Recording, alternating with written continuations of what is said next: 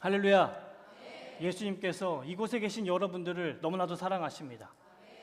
항상 예수님께서 일하실 때 보면은 아무것도 모르는 패역한 때에 주님께서 일하세요.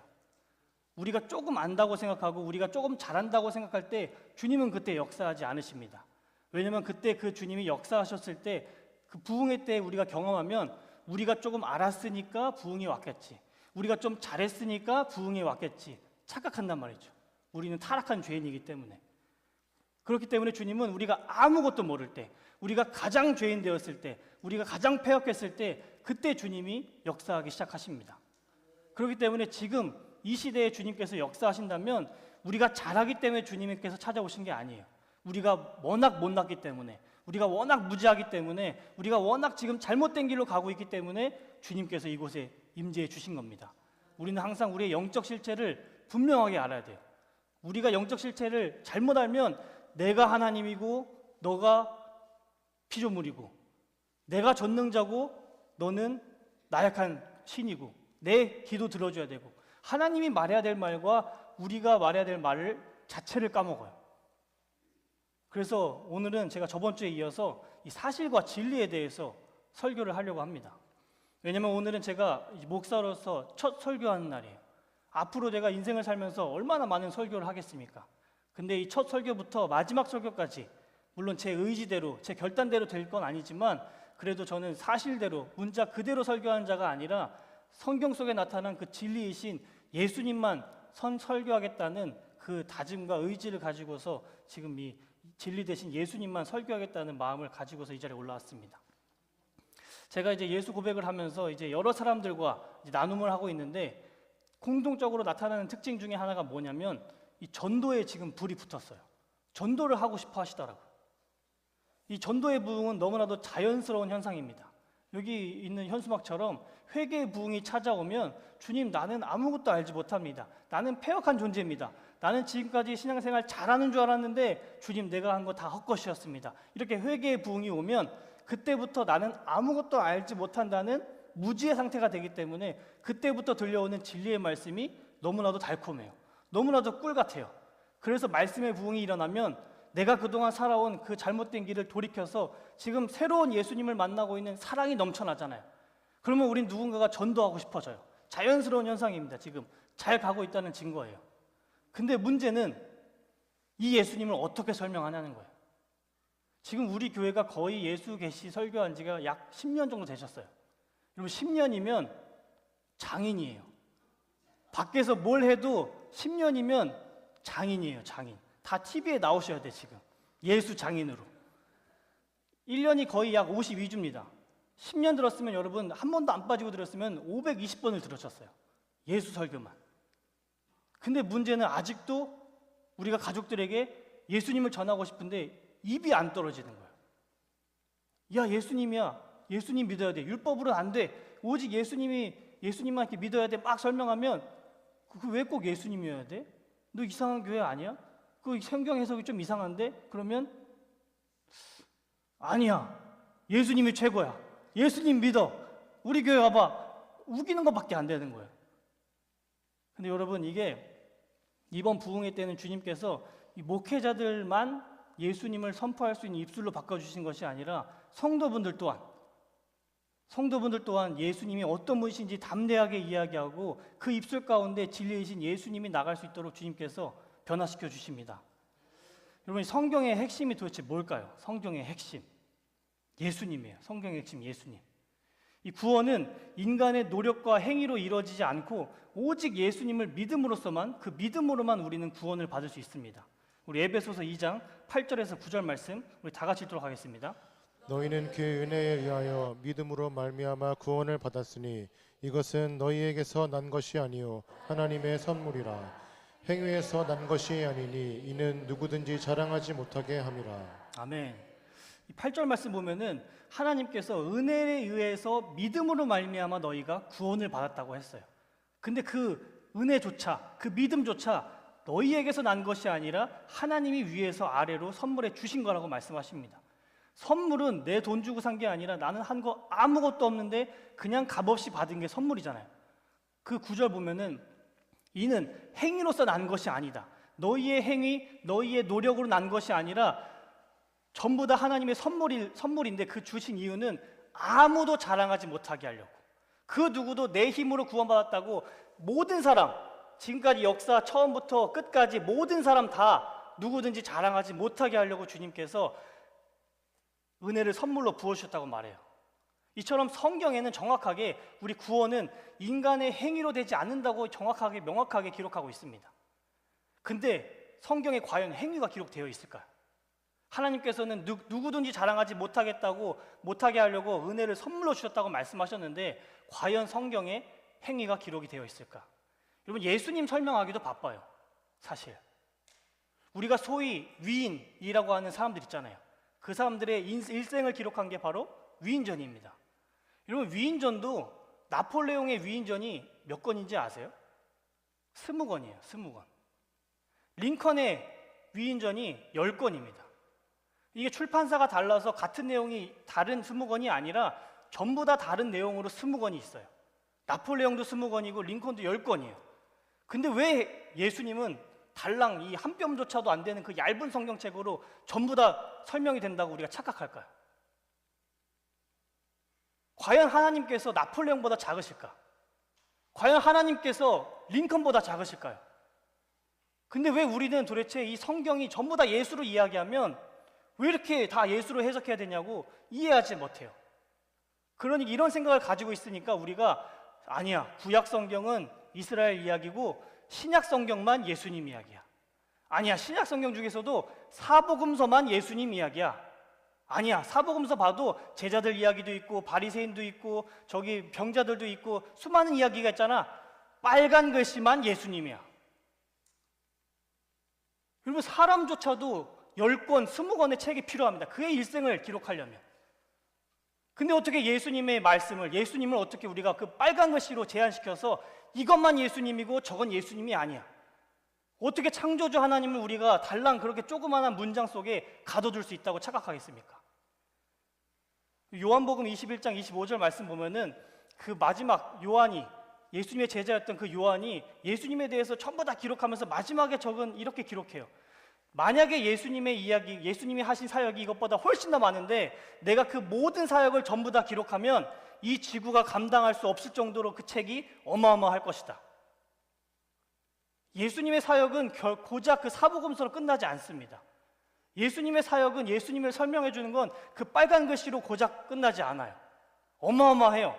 우리 인간조차도 10권, 20권이 필요한데, 그렇지만 하나님께서는 워낙 전능하시기 때문에 그 정도의 원리로만, 그 정도의 영적 법칙으로만 예수님을 충분히 설명할 수 있기 때문에 예수님께서 그렇게 우리의 성경책 한 권을 주신 거예요. 성경 한 권이 예수님 설명하기도 부족한데 우리가 도대체 예수님을 어떻게 간단하게 믿고 대충 믿는다고 우리가 구원을 받을 수 있을까요? 절대 불가능합니다. 우리 마태복음 7장 21절 말씀 우리 다 같이 읽도록 하겠습니다. 나더러 주여 주여 하는 자마다 다 천국에 들어갈 것이 아니요 다만 하늘에 계신 내 아버지의 뜻대로 행하는 자라야 들어가리라. 여기서 나더러 주여 주여 하는 자마다, 나는 주님, 내가 주님의 이름으로 다 사역을 하고 주님의 이름으로 기도하고 주님의 이름으로 전도도 다 했습니다. 주님, 예수님, 하나님, 주여 주여 하는 자마다 전부 다 구원받지 못한다고 하나님께서는 분명히 말씀하세요. 그렇기 때문에 우리가 예수님을 그냥 두리뭉실하게 이 정도면 되겠지? 나 정도면 괜찮겠지? 만만하게 생각하면 안 되는 거예요. 구원이라는 거. 이처럼 성경의 핵심은 우리 인간이 아니라 예수님이십니다. 그래서 도대체 성경의 핵심이 예수님이면 그냥 처음부터 창세기부터 계시록까지 예수님만 적으면 되잖아요. 우리 예수 시작체처럼 예수님께서 지구를 창조하시고 기뻐하신 건 우리 인간들이 아니라 이 풀과 그런 정원사가 아니라 예수님께서는 자기가 걸으실 땅을 보고서 기뻐하셨다.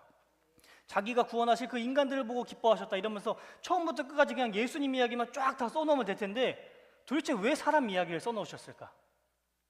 창세기부터 계시록까지 사람이 안 적힌 성경책은 단 한 권도 없어요. 모두가 다 사람이 다 들어갑니다.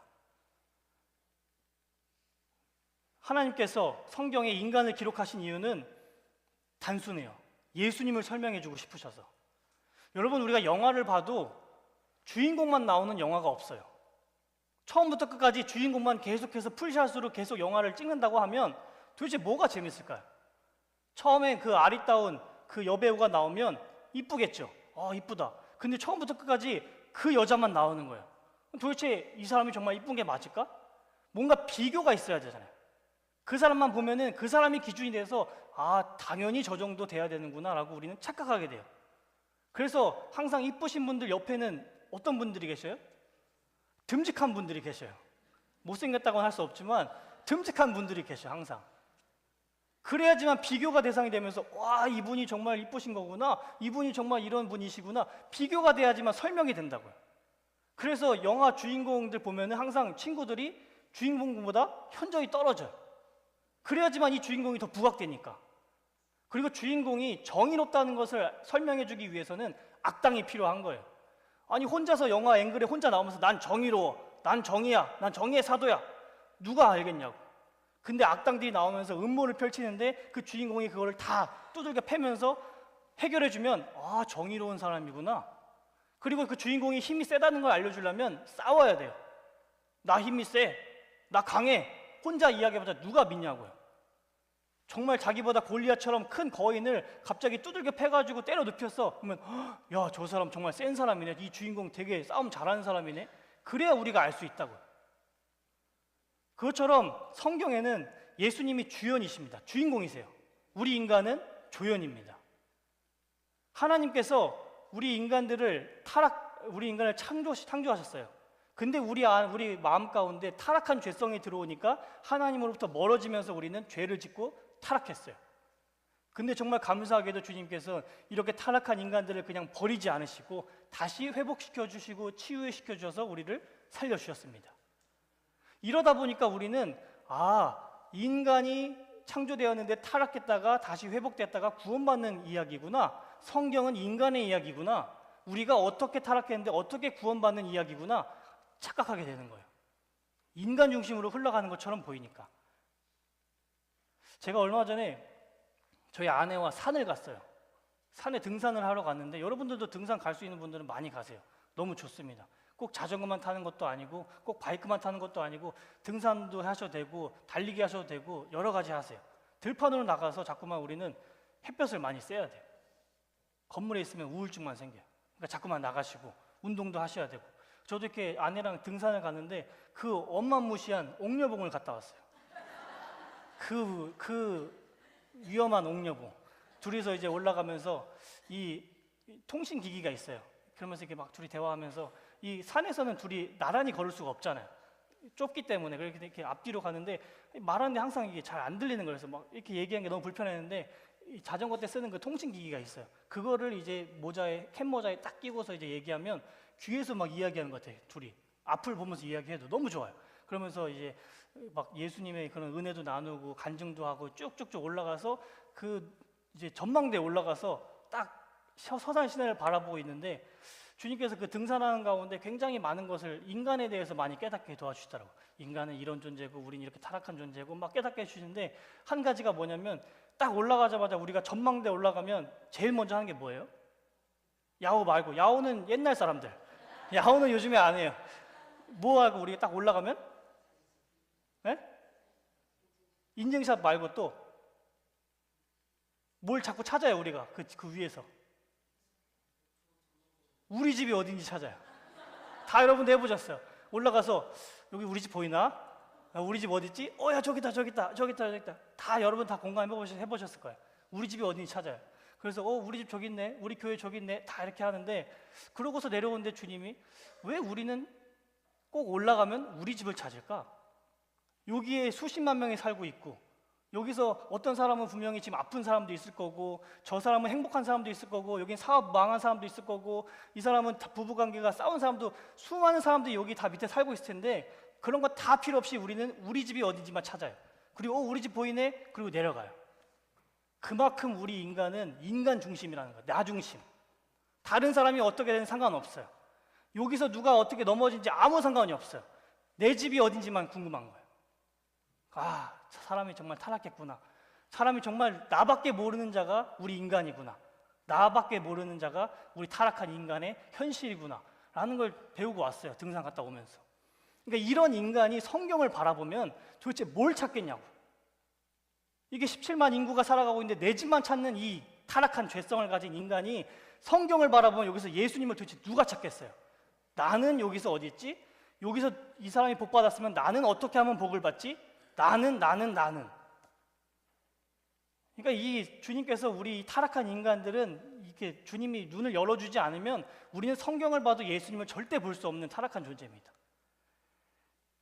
하나님께서 인간을 성경에 기록하신 이유는 주님께서 어떤 분이신지, 아담이 선악과를 따먹으려고 할 때 하나님이 도대체 왜 막아주지 않았을까요? 하나님이 그냥 아담의 손을 불칼로 확 잘라버리면 팔이 없어져가지고 놀래가지고 더 이상 그 선악과에 가겠어요? 무서워서 못 가지. 근데 왜 전능하신 하나님이 그것을 가만히 그냥 보고 계셨을까? 왜 막지 않으셨을까?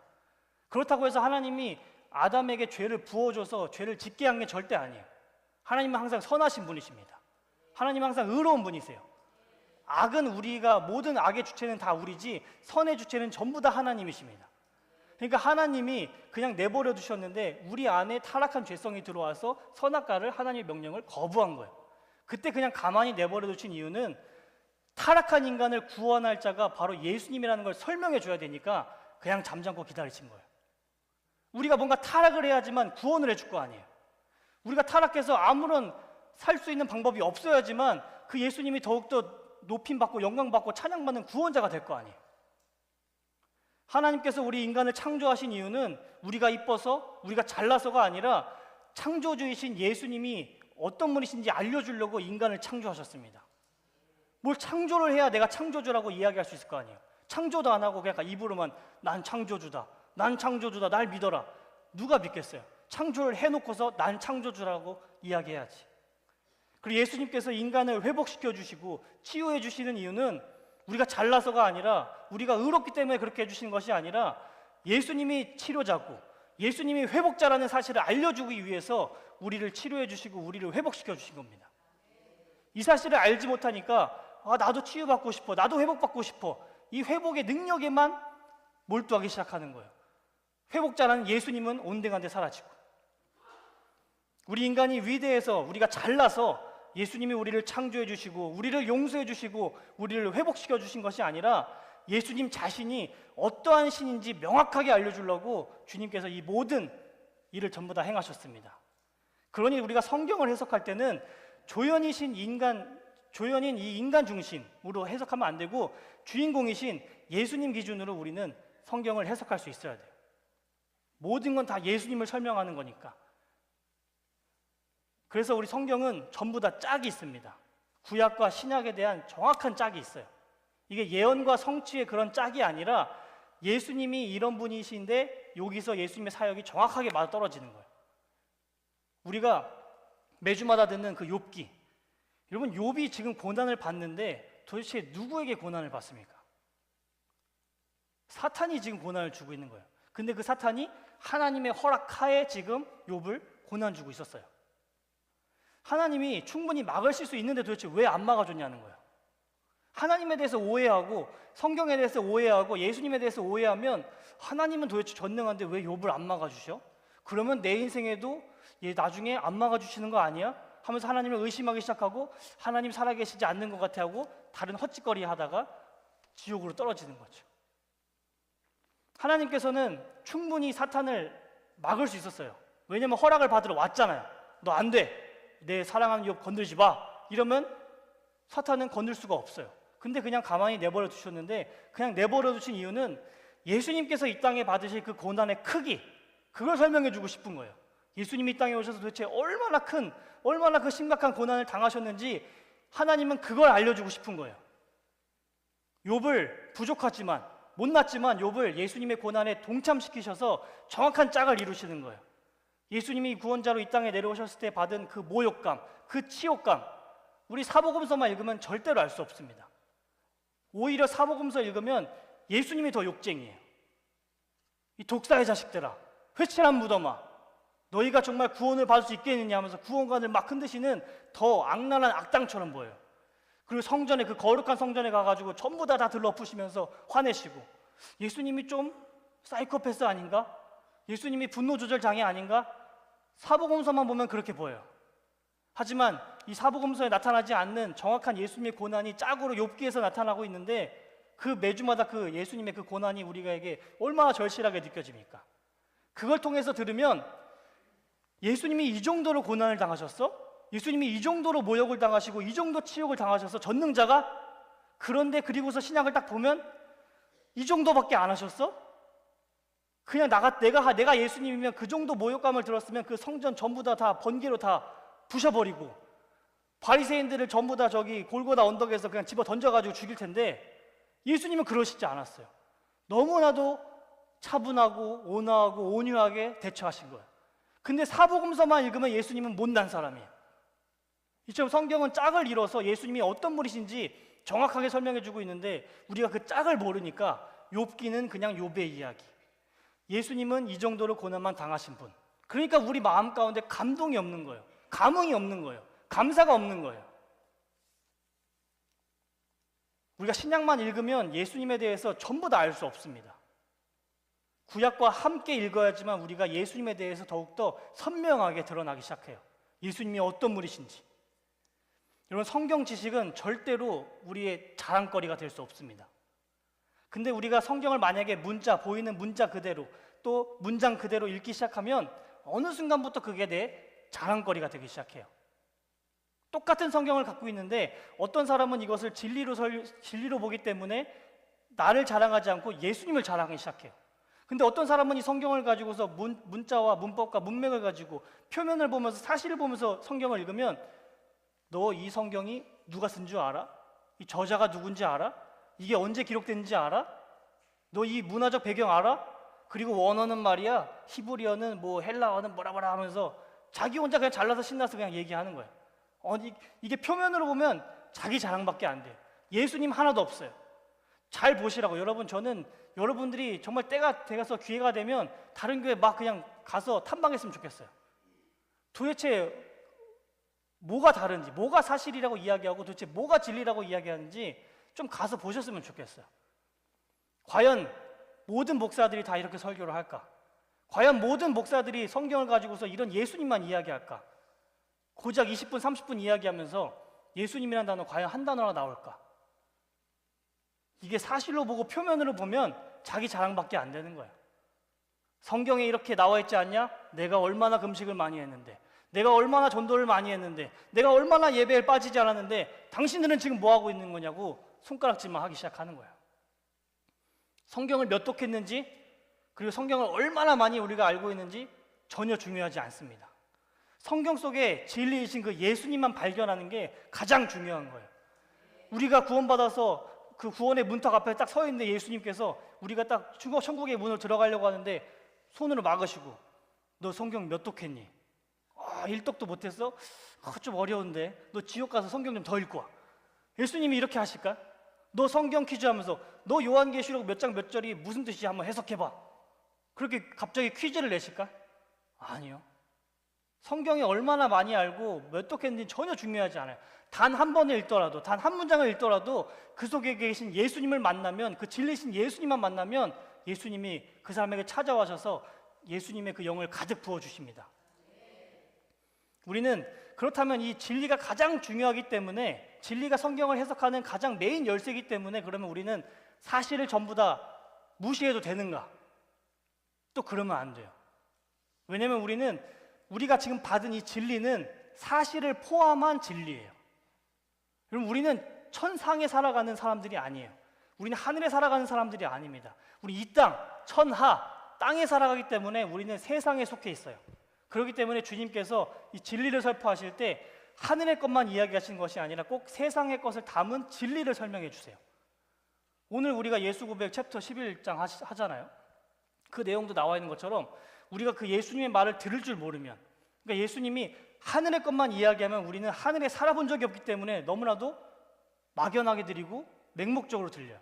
그래서 주님께서 우리를 너무나도 사랑하시니까 밭을 비유로 드시고 또 농부를 비유로 드시고 물고기 낚는 거, 그런 이 땅의 것들을 비유하시면서 진리를 선포하세요. 씨앗을 설명하시면서 예수님이 이 겨자씨만한 게 어떻게 퍼지는지 천국을 설명하세요.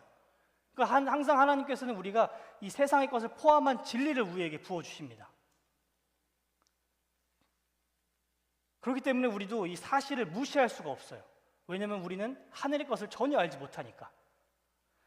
만약에 우리가 사실을 무시한다면 여러분, 우리가 태풍이 올 때 팬티만 입고 밖에 나가서 주님 나를 구원해 주시옵소서 이러고 있으면 하나님께서 우리를 구원해 주실까요?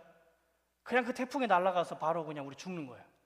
그러니까 사실을 우리는 뛰어넘을 수 없고 사실을 우리는 부인할 수가 없습니다. 사실을 포함한 진리이기 때문에 우리는 사실을 통해서 진리이신 예수님께로 나아갈 수밖에 없는 유한한 존재예요. 근데 그렇다고 해서 이 사실을 우리가 무시해서도 되지 않지만 또 반대로 이 사실이 무시하면 안 돼? 그래서 이 사실을 너무 또 충실하면 지옥 가요. 이게 굉장히 어려운 거예요, 여러분. 사실을 통해서 우리는 이걸 통해서 주님이 이 영적 원리를 설명하고 계시구나. 넘어서 이제 주님께 가야 되는데 이걸 무시하면 안 되니까 이걸 중요하게 생각해서 이것이 정답이다. 그리고 진리이신 예수님 그 뒤에 못 봐요. 그러니까 이 사람은 결국 이 사실을 붙들고 지옥 가서 죽는 거예요. 이 문법과 문맥과 역사적인 배경으로 우리가 성경을 이제 해석하는데 이걸 우리가 완전히 무시할 수 없다는 거예요. 근데 단지 이런 것들은 문법적으로 아니면은 그런 문장적으로 해석하는 건 우리가 진리로 넘어갈 수 있는 하나의 그냥 과정일 뿐입니다. 과정. 그러니까 결국 넘어가야 돼요. 거기서 머물러 있으면 안 돼요, 우리는 절대로. 예를 들어서 우리는 저번 주에 설교 들은 거를 계속 복습하도록 하겠습니다. 우리는 오늘 들은 것도 까먹어. 여러분 나가면 다 까먹어요. 그렇기 때문에 저번 주 들은 거 뭔 내용 들은지 저번 기억 안 날 거예요. 그러니까 우리는 계속해서 반복하고 듣고 복습하고 하면서 예수님으로 우리는 충만하고 예수님께 우리 미쳐야 돼요. 계속해서. 여러분 예수님의 그 육적 아버지가 누굽니까? 요셉이에요. 예수님의 육적 어머니는 마리아. 이거 안다고 우리가 과연 천국을 갈까? 하나님, 나는 예수님이 요셉이 낳았다는 걸 믿습니다. 마리아가 낳았다는 걸 믿습니다. 아멘. 이런 구원 받을까요? 구원 못 받아요. 그냥 이건 사실일 뿐이에요. 그냥 예수님께서 이 땅에 내려오실 때 어떤 한 민족을 통하여서 그 다윗의 줄기로 내려오셔야 하기 때문에 인간의 몸을 입고 내려오셔야 돼. 그 중에 선택받은 사람이 그냥 요셉과 마리아일 뿐이지 그거 안다고 구원받는 게 아니에요. 도대체 예수님이 이 사람을 통해서 왜 오셨는지 그걸 알아야지만, 그 예수님을 알아야지만 구원받을 수 있는 거지. 그래서 우리 성경 퀴즈 안 하잖아요, 요즘에. 성경 퀴즈 할 필요가 없어요. 애들은 예수님의 아버지는 요셉, 예수님의 어머니는 마리아, 와, 정답 받았다, 사탕 받았다, 이게 중요한 줄 아는 거예요. 그게 중요한 게 아닌데. 왜 사실만 바라보면 구원이 없냐면 바리새인들이 바로 그렇게 했기 때문입니다. 바리새인들이 열심히 사실만 받다가 전부 다 구원받지 못했어요. 우리 마태복음 13장 54절에서 56절 말씀 우리 다 같이 읽도록 하겠습니다. 고향으로 돌아가사 그들의 회당에서 가르치시니 그들이 놀라 이르되 이 사람의 이 지혜와 이런 능력이 어디서 났느냐? 이는 그 목수의 아들이 아니냐? 그 어머니는 마리아, 그 형제들은 야고보, 요셉, 시몬, 유다라지 하느냐? 그 누이들은 다 우리와 함께 있지 아니하냐? 그런즉 이 사람의 이 모든 것이 어디서 났느냐 하고. 이 말씀 보면은 54절을 보면은 고향으로 돌아가서 예수님이 그랬더니 거기 회당에 많은 바리새인들과 서기관들이 있었습니다. 그때 예수님께서 거기서 말씀을 해석하시고 말씀을 가르치시니까 그 사람들이 야, 저 사람 그 목수의 아들 아니야? 요셉과 마리아의 아들 아니야? 그 누이들과 그 형제들 내가 다 아는데 걔 그 코 흘리게 그 예수였잖아. 근데 갑자기 그 사람이 어떻게 말씀을 해석하는 거야? 바리새인들은 지금 눈으로 보는 그 사실만 너무나 충실했어요. 그 코 흘리게 그 예수, 그 어린 예수, 그 젊은 예수가 지금 이 예배당에 와서 말씀을 해석해? 과연 우리에게? 그러니까 이들은 지금 사실적인 마리아와 지금 요셉만 바라보았지 예수님의 아버지신 하나님을 바라보지 못했어요. 하나님이 예수님이 하나님의 아들이라는 것을 알아야지만 구원받는 거지 그의 아버지, 육적인 아버지가 요셉이고 그의 육적인 어머니가 마리아고 그의 형제들은 이렇고 그의 누이들은 이렇고 이거 안다고 구원받는 게 아니라고요. 우리 에레미야가 3장 44절 말씀 읽도록 하겠습니다. 주께서 구름으로 자신을 가리사 기도가 상달되지 못하게 하시고. 이 말씀을 보면은 주께서 구름으로 자신을 가리사, 그러니까 이스라엘 백성들이 하나님의 말씀을 듣지 않기 때문에 하나님이 이스라엘 백성들을 바벨론 포로로 보내셨어요. 그러니까 이 예레미야의 입장에서, 선지자의 입장에선 너무나도 안타깝고 애통하니까 하나님께 기도하기 시작한 거예요. 하나님, 우리를 용서해 주시옵소서. 주님, 우리를 용서해 주시옵소서. 그랬더니 그 주님께서 이 예레미야의 그 기도를 듣기 싫으셔서 갑자기 주께서 구름으로 하나님 자기 자신을 확 가려버리신 거예요. 왜냐하면 바라보면 기도를 들어줘야 되니까 주님께서 그걸 다 막아버리신 거예요. 듣기 싫으시니까. 그래서 예레미야의 기도가 하나님께 상달되지 못한다는 내용이에요. 여러분, 이 말씀을 듣고서 하나님께서는 우리가 기도하면 모든 걸 다 들어주시는 분이 아니시구나. 하나님이 분노하시면 우리의 기도를 안 들을 수도 있구나. 여러분, 이거 알면 구원 받을까요? 하나님의 어떤 분이신지 알았는데 이 정도면 구원 받아야 되는 거 아니에요? 근데 이거 안다고 구원 못 받아요. 하나님이 우리 기도를 항상 들어주시지 않는다는 걸 알아도 구원 못 받는다고요. 예수님이 빠졌으니까. 하나님께서 이 에레미야에게 이렇게 구름으로 자기 자신을 가리는 행위를 한 건 자기가 지금 화났기 때문에, 자신이 지금 분노했기 때문에 가리신 것이 아니라 예수님을 설명하기 위해서 먼저 에레미야에게 찾아가셔서 구름으로 자기 자신을 가르시는 그 모습을 보여주신 거예요. 우리 누가복음 23장 44절 말씀 다 같이 읽도록 하겠습니다. 때가 제60쯤이 되어 해가 빛을 잃고 온 땅에 어둠이 임하여 제90까지 계속하며. 예수님께서 십자가에 못 박혀 돌아가실 때 나의 하나님 어찌하여 나를 버리셨나이까 하고 울부짖으셨어요. 애통해 하셨어요. 너무나 고난이 심해서 예수님께서 애통해 하셨어요. 그때 하나님께서 그 고통을 참지 못하고 계속해서 엘리 엘리 라마 사박단이라고 외치는 그 예수님을 바라볼 때 얼마나 가슴이 미어지겠냐고요. 전능자가 저기서 죽을 게 아닌데, 하나님의 저주가 임할 그 자가 아닌데 도대체 왜 저렇게 고통을 당할까? 만약에 그 모습이 안타까워서 하나님이 구원해 주신다면, 예수님을 거기서 빼주신다면 도대체 우리를 위해서 누가 십자가에서 못 박혀 돌아갈 수 있겠습니까? 아무도 우리를 구원할 수 없어요. 오직 예수님만 우리를 구원할 수 있기 때문에 하나님께서는 그 모습을 보시고 싶지 않으셔서 구름으로 가리신 거예요. 이건 그냥 우연의 일치로 구름이 와서 예수님이 돌아가실 때 확 까만 구름들이 거둔 것이 아니라 예수님께서 거기서 돌아가셔야지만 자기의 사랑하는 자녀들, 자기 사랑하는 신부들을 구원할 수 있으니까 그 모습을 보시고 싶지 않은 그 예수님의 마음이 거기에 담겨져 있는 거예요. 그 에레미야 애가를 통하여서 이 예수님의 그 마음을 알고서 나 같은 죄인을 살려주시려고 그 전능자가 십자가에 돌아가셨구나.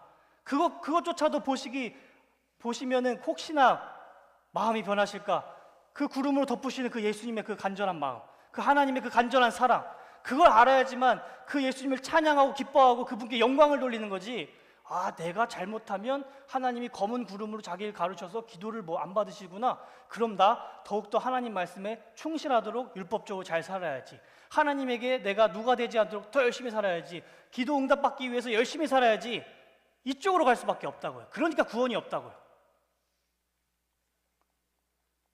이 계시라는 단어는 여러분 감추었던 것을 밝히 드러낸다는 뜻이에요. 감춰뒀던 것을 밝히 드러낸다.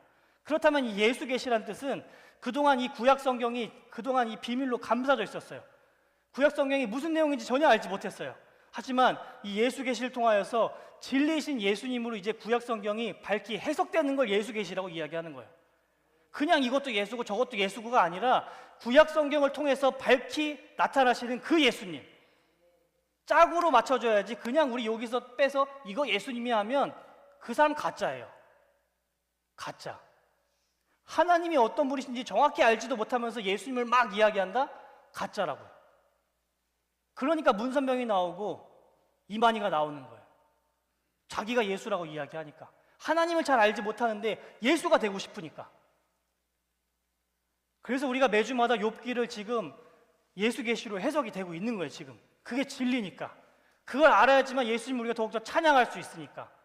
그분의 고난이 더 커야지만 지금 내가 이 땅에서 겪는 고난이 아무것도 아닌 걸 알게 되니까. 여러분, 우리가 만약에 팔이 한쪽이 잘려서 너무 낙심돼서 이 교회에 왔어요. 근데 여러분, 그 팔 잘린 여러분들에게 두 팔이 다 달린 자가 가면 여러분 위로가 될까요? 지사님, 권사님, 장로님, 괜찮아요. 주님이 함께 하십니다. 위로가 될까요? 전혀 안 돼요. 속으로 닌 좋겠다, 두 팔이 있어서. 이런 마음밖에 안 돼요. 근데 갑자기 어느 날 휠체어를 타고 오면서 양팔이 없고 한 다리까지 잘려나간 어떤 분이 휠체어 타고 오시면서 지사님, 예수님이 지사님과 함께 하십니다 하고 쑥 지나가요. 그럼 위로가 확 오지 않겠어요? 야, 이분은 다리 하나 있는데도 저렇게 예수님을 찬양하네? 난 하나 없다고 지금 이렇게 주눅 들어있네? 내가 정말 예수가 없구나. 다시 예수님께 나아가는 거예요.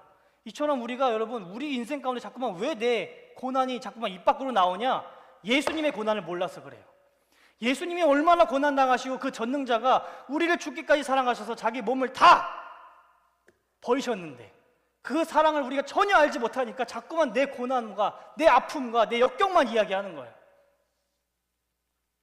우리 같은 사람마저도 나보다 더 아픔을 갖고 있는 사람이 오면은 그렇게 다 위로가 되고 다 치유가 되는데 그 전능하신 영광받기 합당하신 그분이 이 땅에 내려오셔서 물과 피를 다 쏟으시고 전부 다 죽음의 길을 가셨는데 그걸 알지 못하니까 자꾸만 내 인생은 왜 이렇지? 나는 왜 이렇게 힘들지? 그거를 알라고 매주마다 예수님께서 우리에게 욥기를 통하여서 내가 당한 고난은 너희가 당한 고난보다 비교할 수 없다고 지금 매주마다 이야기해 주시는 거예요. 아직도 여전히 우리 입술 가운데 불평과 불만이 너무 많으니까, 감사와 찬양이 전혀 없으니까 도대체 주님께서 왜 우리에게 욥기를 허락해 주셨을까? 한번 곰곰이 생각해 봐요. 성경은 우리 인생 가운데 가장 중요한 예수님만 설명하고 이야기하는 책입니다. 그걸 우리가 분별하지 못하면 왜 오늘 설교에서는 예수님 이야기만 하는 거야? 좀 삶의 이야기도 해주고 좀 재미도 이야기해주고 해야지. 근데 예수님 입장에선 다른 건 다 필요 없어요.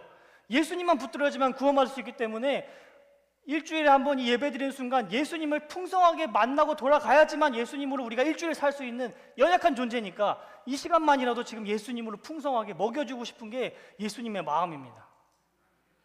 도대체 이걸 알지 못하면 왜 굳이 예수님을 이렇게 어렵게 믿어야 돼? 왜 성경을 그렇게 어렵게 파헤치고 구약이 뭐 저거고 이 내용은 저거고 왜 다 예수로 해석해야 돼? 왜 이렇게 어렵게 믿어? 왜 모든 성경을 전부 다 예수로만 해석해야 돼? 라는 불만들이 막 생기기 시작해요. 성경이 뭔지 모르니까, 예수님의 마음을 지금 모르니까. 그런 자들은 예수 계시를 전부 다 거부하고 나는 이제 앞으로 그냥 보이는 문자대로만 살겠다고 다짐하는 자들이에요. 왜냐면 그런 사람들은 어렸을 때 성경 골든벨 하면 1등 했던 사람들이 전부 다. 나 성경 다 잘 알아. 나 그동안 여기서 상도 받았어. 내가 부교육자랑 목사님들도 성경 퀴즈에서 내가 이겼어. 이런 자들이 다 문자와 그런 문맥과 문법에 다 빠져가지고 예수가 필요 없다는 거예요. 나 성경 많이 알고 있으니까. 성경을 진리로 받아들이지 않으면 사실로 믿겠다, 사실로 나는 성경을 받아들이겠다는 자들이에요. 과연 이들에게 구원이 있을까? 과연. 입술로만 주여 주여 이야기하고 여전히 자기 생각은 이 세상의 것들로 살아가고 있는 거예요. 진화론에 찌들어져 있고 유교 사상에 찌들어져 있고 타락한 천주교와 유대교의 영성을 받아들여서 살아가고 있는데 입술만 주여 주여, 나가면 다시 세상적인 관점으로 살아가고, 과연 이들이 구원을 받을 수 있을까? 여러분, 예수님과 바리새인들이 막 논쟁하는 건 그냥 단순히 생각의 차이 때문에 논쟁하는 게 아니에요. 예수님의 생각과 인간 바리새인의 생각이 다르기 때문에 논쟁하는 게 아니라 이거는 사실과 지금 진리가 충돌하고 있는 상황이에요. 지금 사실과 진리가. 바리새인들은 계속해서 사실만 이야기하는 거예요. 너는 요셉의 아들이잖아. 마리아의 아들이잖아. 네 형제 저건데 어떻게 저렇게 모자란 목수의 아들이 과연 저 성경을 해석할 수 있겠는가? 저거 다 헛것이야 하면서 예수님의 해석을 다 무시하는 거예요. 근데 예수님께서는 진리만 이야기하는 거예요. 나는 하늘에서 내려온 산떡이다. 내 아버지는 하나님이다. 진리만 지금 이야기하고 있는 거예요. 근데 바리새인은 사실만 이야기하고, 그냥 둘이 부부싸움처럼 다투는 게 아니라 지금 구원에 관한 문제로 지금 싸우고 있는 거예요. 사실과 진리. 우리 요한복음 6장 41절 말씀 다 같이 읽도록 하겠습니다. 자기가 하늘에서 내려온 떡이라 하심으로 유대인들이 예수에 대하여 수군거려 이르되 이는 요셉의 아들 예수가 아니냐. 그 부모를 우리가 아는데 자기가 지금 어찌하여 하늘에서 내려왔다 하느냐. 우리 41절을 보면 예수님께서는 나는 지금 하늘에서 내려온 떡이라고 이야기하는 거예요. 하늘에서 내려온 떡. 그러니까 유대인들이 뒤에서 막 쏙쏙쏙 이런 거예요. 42절 말씀 보면은 야, 저거 요셉의 아들 아니야? 저 마리아의 아들이잖아. 우리가 지금 저 부모가 누군지 아는데 그 예수가 어떻게 태어난지 다 아는데 쥐가 하늘에서 내려온 떡이야? 수고수고수고. 말도 안 되는 거예요. 지금 사실의 입장에서 바라보면 어떻게 하늘에서 내려왔다고 그래? 내가 분명히 마리아가 그때 나올 때 내가 그때 가가지고 같이 축하해 줬는데, 내가 지 엄마 다리 밑에 나온 거 내가 다 봤는데 무슨 하늘에서 내려왔어? 제가 단단히 지금 돌았구만 저거. 우리 요한복음 7장 42절 말씀 보겠습니다. 성경에 이르기를 그리스도는 다윗의 씨로 또 다윗이 살던 마을 베들레헴에서 나오리라 하지 아니하느냐 하며, 성경에서 분명히 그리스도 앞으로 메시아가 태어날 건데 다윗의 씨로 태어났는데 어디서 태어나냐? 베들레헴에서 태어날 거다. 그리고 그의 이름은 임마누엘이다. 성경은 분명하게 적혀 있어요. 메시아가 온다. 그렇지만 그 메시아가 베들레헴이라는 동네에서 임마누엘이라는 이름으로 올 거다. 분명히 적혀 있어요. 근데 이걸 사실로 봤던 자들은 너 예수, 너 나사렛에서 태어났잖아. 그리고 이름 임마누엘이 아니라 너 예수잖아. 사실로 바라보면 예수님이 메시아가 될 수가 없어요. 만약에 여러분들 우리 이 땅 지구 이 한국 가운데 강원도에 철수라는 사람으로 메시아가 온다고 성경에 만약에 기록되어 있다고 쳐보세요. 강원도에 철수가 메시아로 온다. 근데 갑자기 서산에 김영성이라는 자가 메시아라고 내가 막 떠들고 다닌다면, 성경에 분명히 강원도 철수라고 써 있어요. 근데 서산에 김영성이라는 자가 자기가 메시아라고 막 외치고 다녀. 그럼 여러분 그 사람 안 죽이겠어요? 죽여버려야지. 딱 지금 사실로 나와 있잖아. 문자 그대로 지금 강원도 철수, 너는 서산 김영성 탁 죽여버리는 거예요. 죽여버려도 아무도 할 말이 없는 거예요. 증거가 분명하니까. 그러니까 지금 입장에서 성경에 분명히 베들레헴에 임마누엘이라고 하지 않았냐. 근데 넌 나사렛 예수잖아. 근데 자꾸만 너가 성경을 해석하고 너가 구원을 흔드니까 그 사람들은 바로 죽여버리는 거예요. 왜냐면 이단하니까. 근데 예수님께서는 왜 도대체 베들레헴 임마누엘로 오지 않으시고 나사렛 예수로 오셨을까? 왜 도대체 동네도 다르고 이름도 다르게 왜 이렇게 어렵게 오셨을까? 분명히 예수님께서 베들레헴 임마누엘로 오셨으면 정말로 많은 유대인들이 구원을 받았을 거예요. 예수님을 믿고 따랐기 때문에. 하지만 예수님께서는 그렇게 오지 않으셨어요. 왜냐하면 예수님은 자기의 양들은 목자의 음성을 분명히 듣는다고 말씀하셨기 때문입니다. 우리 요한복음 10장 27절 말씀 다 같이 읽도록 하겠습니다. 내 양은 내 음성을 들으며 나는 그들을 알며 그들은 나를 따르느니라. 예수님께서는 내 양, 내 신부들, 내가 구원할 자는 내 음성을 들을 수 있다. 분명히 들을 수 있다. 그렇기 때문에 그들은 나를 알고 그들은 나를 따를 것이다 라고 분명하게 말씀하세요. 그러니까 이 말씀의 증거로, 이 말씀이 그냥 예수님이 한번 툭 뱉고 끝나는 게 아니라 이 말씀의 증거를 또 이루시기 위하여서 예수님이 지금 십자가에 돌아가시고 부활하시고 승천해서 올라갔어요. 그러면 그 예수님 승천한 이후에 태어난 자들은 예수님의 얼굴을 본 적이 없어요. 예수님이 요셉과 마리아의 그 아들이라는 것도 긴가민가해요. 성경에 아직 안 적혀 있으니까. 그렇다면 그때 주님께서 성경을 기록하는 그 신약 사람들에게 예수님의 영을 부어주셔서 나사렛 예수였지만 사실 그는 베들레헴 임마누엘이었다 라고 한 문장만 써주면 모든 게 다 해결돼요. 그 당시에 예수님과 함께 살았던 사람들은 나사렛 예수로 오해했지만 그 이후에 태어난 자들은 나사렛 예수로 태어나서 그렇게 싸웠지만 결국 이는 베들레헴 임마누엘이구나. 그리고서 그 구원받을 수 있어요. 예수님을 믿고 따라갔으니까. 그분이 메시아라고 믿었으니까. 근데 주님께서는 부활하고 승천하신 이후에도 여전히 지금까지도 나사렛 예수로 기록하셔요. 베들레헴 임마누엘로 충분히 기록할 수 있음에도 불구하고. 왜 그러시냐? 자기의 양들은 목자의 음성을 듣는다는 걸 주님께서는 분명히 아시기 때문입니다. 성경에서 나사렛 예수로 적어도 우리 구원받을 자들, 예수님이 사랑하는 신부들은 나사렛 예수로 적혀 있어도 베들레헴 임마누엘이 아니어도 그 진리이신 예수님에게 나아갈 수 있다는 걸 주님은 보여주시기 위함이에요. 구원은 사실로 받는다는 걸 보여주기 싫으신 거예요. 구원은 오직 영의 문제이기 때문에 사실로 베들레헴 임마누엘인데 나사렛 예수? 짝이 안 맞네? 이렇게 할 수도 있지만 구원은 영의 문제이기 때문에 그렇게 굳이 안 해도 내 종들은, 내 양들은 무조건 내 진리의 음성을 듣고 나를 따라올 것이다. 주님께서는 이거에 대한 담대한 뜻이 있기 때문에 그렇게 기록해 주신 겁니다. 요즘 사람들은 틀렸다는 말을 잘 하지 않아요. 애들 잘 보면 그래요. 틀렸다고 말 안 하고 다르지? 라고 이야기해요. 다름을 인정해요, 요즘에는. 왜냐하면 이 세상에는 우리가 갈 수 있는 길이 너무나도 많습니다. 그렇기 때문에 하나의 길만 고집할 수가 없어요. 나랑 다른 성격을 갖고 있고 나랑 다른 방법을 갖고 있는 사람들을 그냥 틀렸다고 할 수 없어요. 길이 많으니까. 그냥 나랑 좀 다른가 보다. 나랑 맞는 사람과 함께 하자. 요즘은 이런 추세입니다. 근데 희한하게 사실과 진리가 부딪히면 절대로 다름을 인정하지 않아요. 사실 쪽에서 돌이 날라와요. 절대로 타협하지 않습니다. 우리 진리 쪽에서도 타협하지 않지만 반대로 사실 쪽에서도 우리가 절대 타협하지 않아요. 우리 요한복음 8장 56절에서 59절 말씀 우리 다 같이 읽도록 하겠습니다.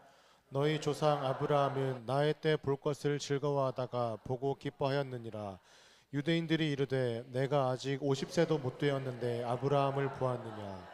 예수께서 이르시되 진실로 진실로 너희에게 이르노니 아브라함이 나기 전부터 내가 있느니라 하시니 그들이 돌을 들어 치려 하거늘 예수께서 숨어 성전에서 나가시니라. 이렇게 56절 보면은 너희 조상 아브라함, 니들이 그렇게 좋아하는 아브라함, 너희 아브라함 자녀라고 너희 지금 콘크리트 같은 구원관을 갖고 있잖아. 니들이 그렇게 좋아하는 아브라함, 나 예수가 올 것을 보고서 기뻐하였다. 그리고 그는 나를 보고 기뻐했다 라고 이야기하는 거예요. 우리 57절 보면은 그러니까 유대인들이 이르되 바리새인들이 야, 넌 아직 50대도 못 되었는데, 그러니까 적어도 지금 이 이야기하는 바리새인들은 50대, 60대라는 거예요. 예수님은 지금 저와 같은 나이, 바리새인들은 지금 여러분들과 같은 나이. 여러분 얼마나 기분 나쁘겠어요. 젊은 자 갑자기 여러분들의 아브라함이면 까마득한 그러니까 여러분 뭐 할머니, 할아버지, 고조 할아버지 얘기하면서 여러분들 고조 할아버지가 나의 때를 봤습니다. 그 고조 할아버지가 나를 보고 기뻐하고 구원받았습니다. 이러면 아니 저 자식 지금 젊은 거지 하면서 돌 두고 안 따라오겠어요? 바리새인들이 지금 괜히 이렇게 하는 게 아니에요. 괜히. 이 사람들은 적어도 50세, 60대인데 30세밖에 안 되는 그 목수의 아들 예수가 우리 절대로 건드려서 안 되는 그 아브라함을 건들면서까지 내가 아브라함 나기 전부터 있었다. 우리 58절 보겠습니다. 이랬을 때 너희에게 이르노니 아브라함이 나기 전부터 내가 있었다라고 꽝 이야기하니까 그동안 그래도 점잖게 참았던 바리새인들과 서기관들이 아브라함이 나기 전부터 있었어? 이 자식 하면서 갑자기 돌을 들고서 59절 돌을 들고서 예수님을 치려고 하는 거예요. 이게 사실과 진리는 절대 타협이 불가능해요. 우리 진리 쪽에서도 타협이 불가능하지만 사실에 똘똘 뭉친 자들도 진리와 타협을 절대 안 해요. 하지만 우리 진리 쪽에서 사실로 돌을 던지는 게 아니라 사실 쪽에서 반드시 돌이 찾아와요. 사실 쪽에서. 우리가 계속해서 이렇게 진리를 외치고 다니면 언젠가는 분명히 돌이 날라옵니다. 그냥 저들은 그냥 다른 성경 해석 방법에 이게 될 수가 없어요. 영의 문제이기 때문에. 예수님은 오직 한 분이십니다. 예수님은 오직 한 분이시기 때문에 우리는 절대로 타협할 수가 없어요. 이 길로 가도 구원받고 저 길로 구원받으면 우리가 도대체 예수님을 왜 이렇게 어렵게 믿냐고요. 우리 사람들은 실수할 수 있고 성도들도 실수할 수 있고 목회자도 실수할 수 있고 또 성경을 해석하는 그 모든 것들 다 실수할 수 있어요. 하지만 이 진리는 절대로 실수하면 안 돼요. 0.001mm만 살짝 비틀어져도 나중에 멀리 가보면 예수님부터 너무나도 많이 멀리 떨어져서 우리는 절대 구원받을 수 없어요. 그렇기 때문에 진리는 절대 죽고 사는 문제이기 때문에 우리는 이걸 절대 실수하면 안 되고 누구와 타협해서도 안 됩니다. 여러분 설교란 무엇일까요? 설교. 성경 가지고 그냥 우리가 설교하면 전부 다 설교가 될까요? 그냥 하나님 이야기하고 예수님 이야기하고 설교 될까요? 아까 예레미야 예가처럼 하나님의 그게 쭉 이스라엘 역사를 막 쭉 설명하다가 예레미야가 이렇게 하나님에게 간절하게 회개의 기도를 했는데 하나님께서 잠시나마 그의 기도를 듣지 않기 위해서 구름으로 이렇게 가리셨습니다.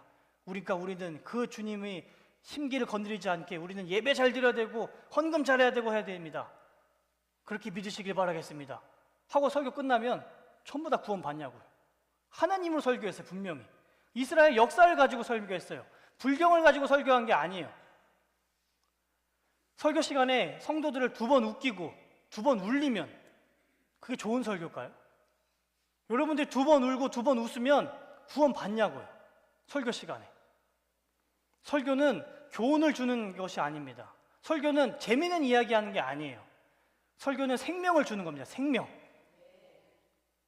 설교란 예수님이 우리의 그 모든 죄악을 전부 다 가져가셨다. 예수님이 우리의 그 모든 죄악을 전부 다 용서해 주셨다. 이걸 말하는 게 설교지. 그냥 세상 정세 이야기하고 서산 이야기하고 문화 이야기하고 성공하는 법, 부자 되는 법 이런 이야기하고 막 받아 적어가지고 아 오늘 이거 갖다 내가 성공해야지 이러면 은혜 받냐고 구원 받냐고요. 설교의 핵심도 모르고 복음도 모르고 이 구원에 대해서 전혀 알지 못하는 자들은 예수님을 이제 믿었으니까 우리 그러면 율법과 계명과 도덕으로 경건하게 가자 이런 이야기밖에 나올 수밖에 없는 거예요. 이 바리새인들은 불경을 가지고 예수님을 죽인 게 아닙니다. 코란을 가지고 예수님을 죽인 게 아니에요. 성경을 가지고 예수님을 죽였다는 거 우리 절대 잊어서는 안 됩니다. 성경을 가지고 그들은 예수님을 처참하게 죽였어요. 성경을 우리가 진리로 보면 좋고 진리로 안 보면 그냥 말고 이런 우리의 선택사항이 절대 될 수가 없습니다. 이거는 그냥 하나의 성경을 이렇게 예수로도 해석할 수 있다는 방법론이 아니에요. 구원에 관련된 겁니다. 구원자 예수님을 볼 수 있는 유일한 길이 바로 예수 계십니다. 여러분 구원이 과연 쉬울까요? 구원? 예수님은 분명히 구원이 굉장히 어렵다고 말씀하셨어요. 우리 누가복음 13장 24절 말씀 우리 다 같이 읽도록 하겠습니다. 좁은 문으로 들어가기를 힘쓰라. 내가 너희에게 이르노니 들어가기를 구하여도 못하는 자가 많으니라. 예수님께서 좁은 문으로 들어가기를 힘쓰라고 말씀하세요. 좁은 문으로 들어가기를 힘쓰라. 근데 들어가기를 구하여도 들어가는 자가 많다 적다? 적다. 들어가지 못하는 자가 많다. 그러니까 들어갈 수 있는 자는 적다. 좁은 문이에요. 애당초 들어가기 어려운 문이에요. 근데 거기에 들어가려고 우리가 힘을 열심히 쓰고 노력을 다해도 들어가는 자가 적다라고 말씀하세요. 예수님께서. 결코 구원은 쉬운 게 아니에요. 그냥 우리가 막연하게 모태신앙이니까 내가 장로니까 권사니까 내가 목사니까 집사니까 우리 엄마는 교회에서 이렇게 중직자니까 나 구원받겠지? 절대 그렇지 않아요. 만약에 넓은 문이 10,000명이라면 좁은 문은 100명밖에 안 돼요. 근데 그 100명들이 열심히 들어가려고 노력해도 들어갈 수 있는 자는 고작 10명밖에 안 돼요. 구원이 정말로 어렵다고요. 구원이. 이 대한민국에 5천만의 국민들이 있습니다. 5천만의 국민들. 근데 그 5천만의 국민들 중에 기독교인의 숫자가 몇이냐면 뭐 인터넷에 물어보면 한 500만이라고 이야기해요. 10명 중에 1명이라고. 그래서 저는 그거 안 믿어요. 한 200~300명밖에 안 될 것 같아요. 왜냐면 교회들이 이 보고하는 거 보면은 이 우리 교회가 지금 분명히 숫자가 줄어들었는데 우리 교회가 줄어들었다는 걸 보여주기 싫어서 많이 보고하는 데가 많아요. 그리고 한 교인이 여기저기 이렇게 이방인처럼 왔다 갔다 하면서 다 등록을 하는 자들이 너무나도 많아요. 그러면 그 한 사람인데 교회 3~4군데 등록되는 건 기본이고 그러면 중복됐기 때문에 10명 중에 1명? 제가 주변에 10명 중에 봐도 10명 중에 10명 안 믿는 데가 더 많지 그렇게 많지가 않아요. 그러니까 한 200~300명 정도밖에 안 된다고 치면은 그 중에서 과연 200명, 300만 명이 구원받으려고 열심히 노력한다고 한들 전부 다 구원받을 수 있겠냐고요. 전부 다 구원받을 수 없습니다. 마태복음 7장 우리 13절에서 14절 말씀을 읽도록 하겠습니다. 좁은 문으로 들어가기를 멸망으로 인도하는 문은 크고 그 길이 넓어 그리로 들어가는 자가 많고 생명으로 인도하는 문은 좁고 길이 협착하여 찾는 자가 적음이라. 여러분 이 말씀은 지금 예수님께서 바알과 아세라를 믿는 자들에게 하는 말씀이 아니에요. 이방신을 섬기는 자들에게 하는 말씀이 아니라 하나님을 믿는 자들에게 지금 말하고 있는 거예요. 좁은 문 들어가기를 힘쓰라. 그리고 좁은 문으로 들어가라. 멸망으로 인도하는 문은 크고 그 길이 넓어서 그리로 들어가는 자가 지금 많다. 14절. 그러면 생명으로 인도하는 문은 좁고 길이 협착하여 찾는 자가 굉장히 적다라고 말씀하세요. 도대체 왜 하나님께서 이거를 이방인들에게 이야기하지 않고 왜 하나님을 믿는 이스라엘 사람들에게 이야기하셨냐고. 왜 굳이?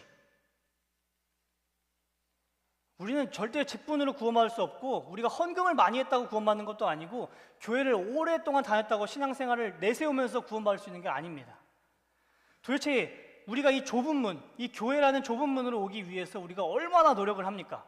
남들은 주말에 지금 놀러 가면서 뭐 국화축제도 보고 여러 가지 보면서 맛있는 것도 하고 가족여행도 가고 우리는 주일이 껴있으면 꼭 남들은 금요일날 반차 써가지고 금, 토, 일, 월요일날 쉬면 더 어디 막 해외도 가고 놀러 가는데 우린 꼭 주일이 껴있어서 어딜 못 가. 가봤자 뭐 1박 2일 짧게 어디만 갔다 오고 우리도 해외도 가고 싶은데 우리가 얼마나 이 좁은 길을 들어오기 위해서 지금 힘쓰고 있습니까? 헌금도 뭐만 하면 부흥회가 있고, 뭐만 하면 선교를 해야 되고, 뭐만 하면 또 교회에서 갑자기 기도회가 하고, 지갑이 풍성할 날이 없어. 매일같이 가뭄이야. 좀 들어오면 곧바로 주님이 뺏어가시고. 얼마나 힘들어요. 우리가 이 좁은 문을 가기 위해 그 돈이 있으면 차라리 내가 더 맛있는 거 먹고 내 몸을 위해서, 내 즐거움을 위해서 쓸 수 있는데, 주님께서는 그렇게 하지 않으시고 자꾸만 우리 더 좁은 문으로 열심히 우리를 더 이렇게 불러주세요. 그리고 이 시간에 우리가 오히려 유튜브 보면서 재밌는 드라마 보는 게 낫지, 여기 앉아가지고 왜 가만히 움직이지도 못하고 2시간 동안 가만히 앉아있다 가냐고. 우리는 이 좁은 문으로 들어오기를 이렇게 힘쓰면서 매일같이 살아가요. 근데 이렇게 힘써도 전부 다 구원받을 수 있다 없다? 없다예요. 구원은 정말 어려운 거예요. 구원은. 왜냐하면 이거를 하나님께서, 예수님이 이 방금 우리가 읽은 말씀을 왜 이스라엘 백성들에게 하냐면, 하나님을 믿는다고 하는 자들이 예수님에게 관심이 없기 때문이에요. 하나님을 믿는다고 하는 자들이 예수님으로만 만족하고 싶어 하지 않는 거예요. 예수님이 가지신 그 능력, 예수님이 가지신 그 천국 집, 예수님이 가지신 그 권세만 탐하지 예수님 자체를 갈망하지 않습니다. 그러니까 너희가 지금 하나님을 믿는다고 열심히 지금 좁은 문으로 오겠다고 헌금, 찬양, 예배, 시간 다 투자해도 너희는 그 나 예수로만 만족하지 않기 때문에 그 들어가는 문을 힘써도 들어간 자가 매우 적다. 왜냐하면 율법과 계명으로 똘똘 뭉쳐서 내 의를 자랑하고 내 헌금을 자랑하고 내 열심과 노력을 자랑하기 때문에, 예수는 없어도 아무런 문제가 없기 때문에. 우리 요한복음 5장 40절 말씀 읽도록 하겠습니다. 그러나 너희가 영생을 얻기 위하여 내게 오기를 원하지 아니하는도다. 영생을 얻기는 원해요. 구원을 받기는 원해요. 천국 가고 싶어요. 하지만 예수님에게 나오기는 원하지 아니하는도다. 예수님에게 관심이 없다는 거예요. 구원은 오직 예수님으로만 갈 수 있는데, 예수님으로만 오직 구원이 이루어지는데, 예수님은 전부 다 빼버리고 그 좁은 길로 들어가는 그 열심의 희열을 느끼면서 나는 구원받겠지, 그러지 않는 자들과 비교하면서 나는 그래도 열심히 하니까 하나님이 나에게 복 주시겠지, 나를 이뻐해 주시겠지, 지금 내 안에 예수님이 중심으로 있는지 없는지가 상관이 없는 거예요. 우리는 예수님을 알아가는 것을 해도 되고 안 해도 되고 우리가 선택할 수 있는 선택사항이 아닙니다. 이건 구원의 문제예요. 구원의 문제. 그럼 구원의 문제가 되지 않는다면 도대체 우리가 뭐하러 이렇게 힘들게 예수님을 어렵게 믿습니까? 하나님이 선택한 이스라엘 백성들은 전부 다 구원받지 않았어요. 선택했음에도 불구하고 그 중에서 극소수 예수님을 믿음으로 믿는 자들만 구원받았지 전부 다 지옥에 갔습니다. 이스라엘 백성들은 하늘에서 떨어지는 만나를 경험했어요. 여러분, 자고 일어나면 만나가 소복하게 쌓여 있었어요. 그들이 열심히 일하지 않아도 만나는 이미 쌓였기 때문에 그들에게는 너무나도 크나큰 기적이었어요. 일하지 않아도 먹고 배부를 수 있다. 그리고 홍해 앞에서 홍해가 갈라지는 그 어마어마한 경험을 했었어요. 그리고 반석에서 물이 나오는 경험도 했었고, 모세가 노뱀을 들었더니 뱀에 물려서 지금 죽어가는 자들이 그 노뱀 하나 받은데 살아나는 기적도 경험했고, 수많은 기적들을 경험했어요. 근데 그들 구원 못 받았다고요. 예수님을 믿지 못한 자들은. 근데 도대체 우리가 뭔데? 오늘날 살아가는 우리가 도대체 뭔데 우리는 구원에 대해서 확신이 그렇게 가득 찰까? 우리는 구원에 대한 두려움이 전혀 없어요. 그렇게 어마어마한 기적을 다 직접 눈으로 경험했음에도 불구하고 구원받지 못한 이스라엘 사람들은 온데간데 사라지고 그냥 우린 열심히 하니까 구원받겠지, 너무나도 막연하게 생각하는 거예요. 그냥 교회 오래 다니면 구원받겠지, 직분이 점점 높아지면 내가 구원에 가까워지겠지, 우리는 착각합니다. 여러분, 구원에 대해서 단 1%도 의심하지 않았던 유대인들, 그들은 얼마나 열심히 성경을 읽었냐면 이마에 성경을 부착하면서까지 몸을 흔들면서 성경을 읽었어요. 그리고 조금이라도 내 집중력이 흐트러지지 않으려고 소리 내면서 성경을 계속 읽었어요. 대초에 하나님이 천지를 창조하시고 이러면서 계속해서 성경을 읽었어요. 근데 그런 자들이 구원을 못 받았다고요. 성경에 몰두한 자들이 너무 몰두해서 사실을 진리로 바라보면서 그들은 예수님을 죽였다고.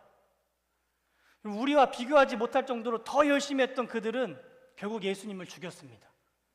우리는 줄을 잘 서야 돼요. 누구 뒤에 서는지가 우린 너무나도 중요합니다.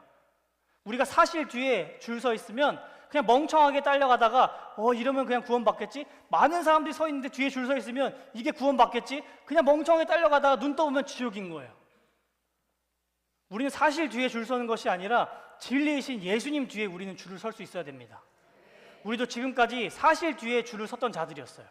저도 마찬가지고 여기 있는 우리 모두가 전부 다 사실 뒤에 줄 서서 우리가 지금 지옥으로 줄줄이 끌려가는지도 몰랐던 자들이었습니다. 성경은 이렇게 해석해야지, 맞아, 성경은 이거지, 우리가 도덕적으로 살아야지, 예수 믿는 자들이 더욱더 거룩하게 살아야지, 우리가 모범을 보여야지, 이러면서 우리는 사실로 줄줄이 따라갔던 자들이었어요. 근데 어느 날 주님께서 갑자기 우리에게 찾아오셔서 부흥을 선포해 주시고 그 예수님께서 진리이신 예수님으로 성경을 해석할 수 있는 가장 큰 복을 우리에게 허락해 주셨습니다. 우리는 예수님께 이걸 구한 적도 없어요. 예수님, 우리 지금 사실로 가고 있으니까 우리에게 진리를 주시옵소서 간절히 구한 적도 없고 바란 적도 없고 부탁한 적도 없습니다. 근데 갑자기 주님께서 한없는 은혜를 우리에게 폭포수처럼 부어주셨습니다. 사실이 왜 잘못됐는지 궁금하지도 않았어요. 이게 사실일까? 이게 지금 내가 잘 가고 있나? 궁금한 적도 없어요. 우리도 구원에 관하여 단 1%도 의심한 적이 없던 사람들이었습니다. 근데 주님께서 매주마다 진리로 선포되어지는 그 말씀을 통하여서 우리의 그 완악하고 강박한 마음들을 부셔주면서 진리이신 예수의 영을 우리에게 매주마다 부어주고 계십니다. 구원의 좁은 문은 우리의 국로로 갈 수 없어요. 구원의 좁은 문은 우리의 열심으로 갈 수 없습니다. 근데 이 불가능을 가능케 하시는 분은 오직 예수님밖에 없습니다. 예수님만이 우리를 죄 가운데서 건져내줄 수 있습니다. 예수님만이 우리를 사실 가운데서 건져낼 수 있습니다. 오직 이 진리 되신 예수님만이 우리를 구원케 하십니다. 이 좋으신 예수님께 우리 감사와 찬양과 영광의 박수 올려드리기 원합니다. 아멘, 아멘, 아멘.